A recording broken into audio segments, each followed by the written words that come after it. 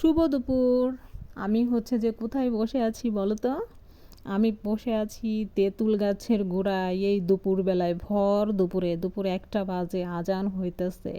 এই তেঁতুল গাছটা যে এত মোটা আর এত বড়, কি আর বলবো, ডালপালা ছড়ায় ছিটে এত পরিমাণে তেঁতুল হয়ে আসছে, মানে দেখলেই শুধু জিভে লোল আসবে, মানে শুধু খাইতে ইচ্ছা করে, কেন আমি জানি না। এই দেখো কি পরিমাণে তেঁতুল, কিন্তু আমার ফোন ক্যামেরায় দূর থেকে ওরকম ভালো মনে হয় না।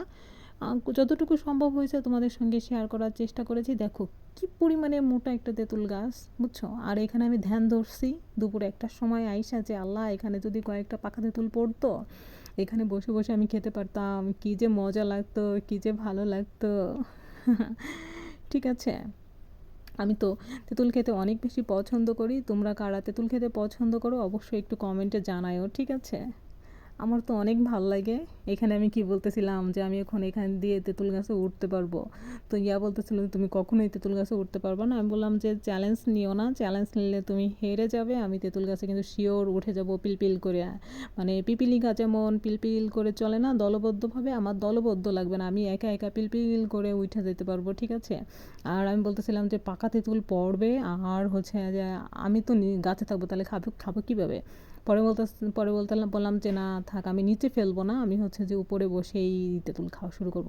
তেঁতুল দেখবা কি, যে একটা পাকা তেঁতুলের ভিতরে আবার একটা বাইলিয়া তেঁতুল থাকে, ওইটা খাইতে অনেক বেশি মজা। আমি বাইলিয়া তেঁতুল বলি ওইটারে। মানে তেঁতুলের ভিতরে 2 প্রকার থাকে, এক প্রকার থাকে এক তেঁতুল, আর এক প্রকার থাকে বাইলে তেঁতুল। বাইলে তেঁতুলটা পাকা পাকা খাইতেও মজা লাগে, কাঁচা থাকলেও মজা লাগে, মানে এত মজা লাগে, অনেক বেশি ভাল লাগে, বুঝছো? আমার কাছে ভাল লাগে। এখন কার কাছে কেমন লাগে আমি জানি না।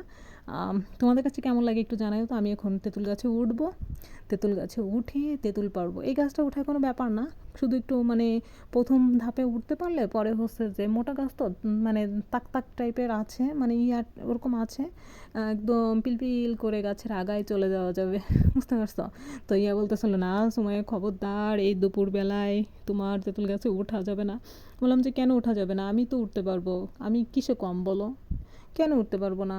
একদম পিলপিল করে বেয়ে উঠে চলে যাবো, আর অনেকগুলো তেঁতুল পেরে নিয়ে আসবো। এটা খেতেই অনেক বেশি মজা হবে, অনেক টেস্টি ইয়াম্মি ইয়াম্মি হবে।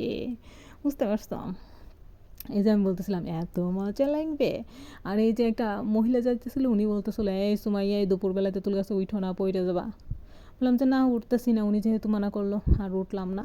মানে ওনার গাছ না, কিন্তু উনি আমার ভালোর জন্যই বলছে যে দুপুর টাইমে তেঁতুল গাছে এমনি ভূতজেন পুত থাকে, আর তুমি এখন এই তেঁতুল গাছের এখানে এসে চুল সাইডে দিয়ে আবার তেঁতুল গাছে উঠতে চাচ্ছ, দেখবা যে জেনে তোমার আকাশে উড়াই নিয়ে যাবে।